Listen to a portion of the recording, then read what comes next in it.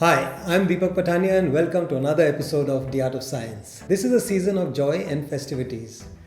Joy reminds me of balloons somehow. That's because when people celebrate their birthdays or decorate their houses, many times they blow balloons. And those of you who have blown a lot of balloons, I'm sure you know how difficult it is. And balloon pumps are a waste of money, especially when you can just make one at home. The balloon pump that I'm going to make today, I'll be honest, it's not an original one because I've seen a couple of them on the net, but I made it so simple that I actually made it in 53 seconds.